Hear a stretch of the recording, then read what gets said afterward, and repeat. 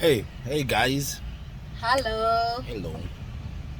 So guys, have you ever seen like how one family member gets through and all of a sudden it just revenge the whole family?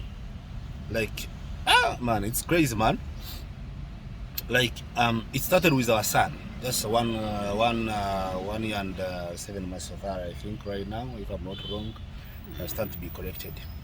So started with it with somehow some kind of cough on it, but all of a sudden now all of us. He first got healed, then after I became next. But then he remained with some kind of flu.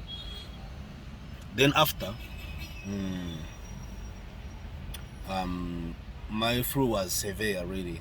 I became ill completely but I know I could not stop doing what I do, man. Then all of a sudden now it's hers. And remember, she cannot just take any kind of medicine. It's crazy.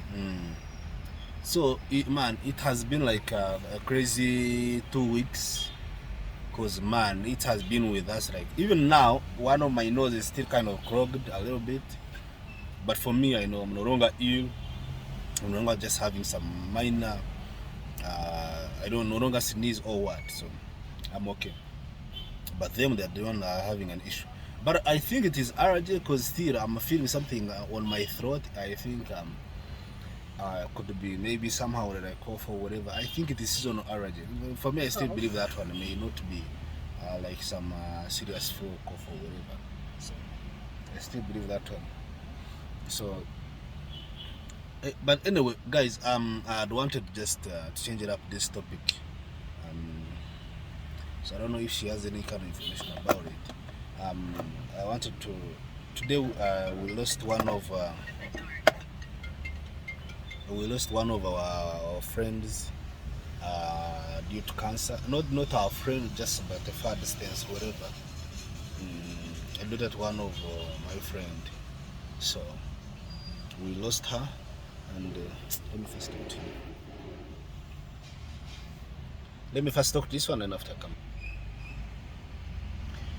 Okay, we've been. I've introduced a topic of cancer because we lost one of our people due to cancer, breast cancer. And you know what is the most unfortunate thing?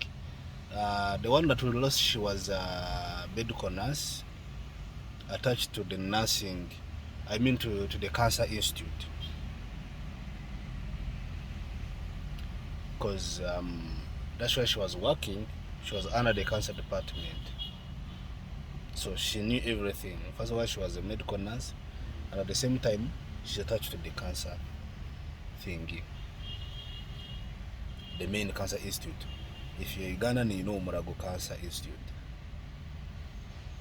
So it is serious, guys. Check your breasts. You get me? So anyway, I have some kind of like a funny topic I wanted just on that same thing. Sad news aside. No, not sad news, but anyway, it's something to laugh about. I was always an advocate of prostate cancer. You know, cause when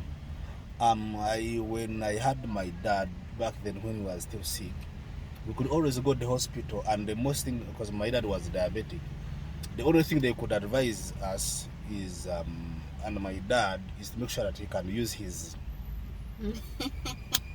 thingy, if you know what I mean. Yeah, but is that true? That he has to use it. Other than that, the tubes are going to get clogged. Once they get clogged, that means that is not good. They develop cancer all of a sudden.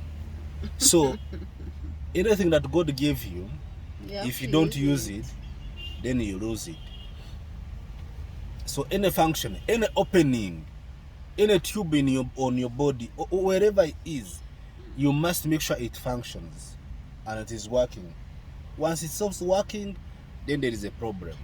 But do you want to tell me it's what caused him to get that prostate No, cancer? no, I'm not saying that one, because where I was leading to is So every time they could advise us to do that one and all that. So I became to understand, just learn about what could come after it and all those kind of things. Because somebody being diabetic and now all of a sudden is having cancer, you know what that means. Now, what are you going to treat now? So now it's just what they call double jeopardy, I think, if that's the word. So then I kept on being an advocate of prostate cancer and all that. So then one day I was somewhere at somewhere at a hospital. So one of my friends, he came. I had my car. One of the guy, I don't know, he came out of the blue. He said, "Can you help my uncle?" I said, "What do you mean I help your uncle?" I left my car, but I wanted you to help me at least if you have time. I'll drop my uncle somewhere. I said, "What do you mean?" But he gave me some just brief introduction about the uncle. He told me the uncle is a father. You know, the priest. The priest. You know, the father, just Catholic the priest. Catholic priest. Yes, yeah. So he leads the Catholic church and all that. And you know, those guys they abstain from those kind of things. You understand?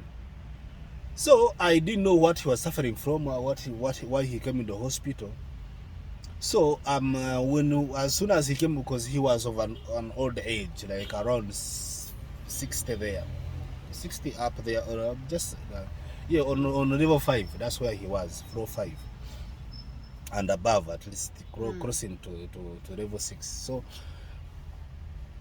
we just, when he entered into the car, he was chatting with me a little bit, just chatting towards his destination.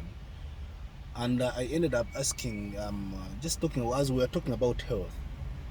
So then we talked about cancer and all that. So once we were talking about cancer, I told him, man, I was always an advocate. I was telling you, I was always an advocate of prostate cancer. And I told him that, man, you are like, as I've been saying, like, if you don't use something, then you end up losing it. And remember, the guy I'm telling, he's a priest. He's a priest. He's a Catholic priest, if you know what I mean. Those guys, they don't engage in any kind of, that kind of pressure. They abstain from it for life. Like, they hold their Bible, and they said, I would never do it, even a feeling. When it comes, I will reject it in the name of God. I'm telling you.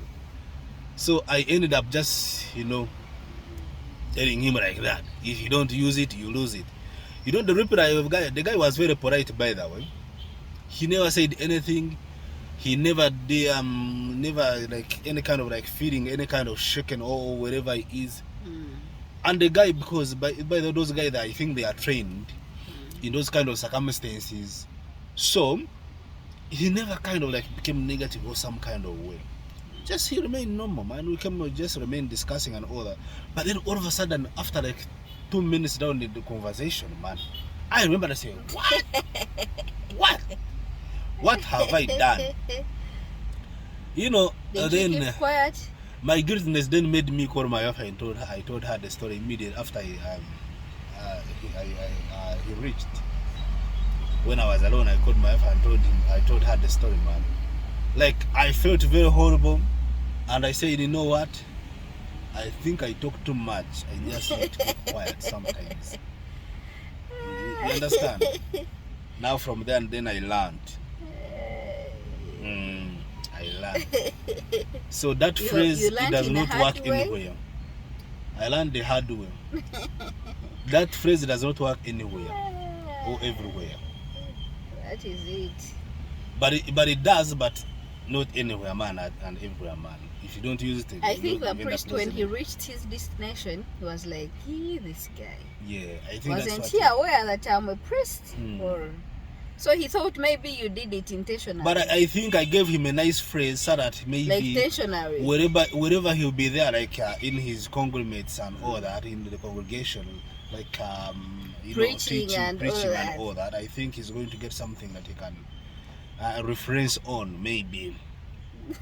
Yeah, because they should be advocate of prostate cancer and all these other cancers, colon cancer and all that. But for me, I think when they become priests, God knows. I don't think a He priest knows. can get a prostate And cancer. I think it's just all Remember, about his thing is not yet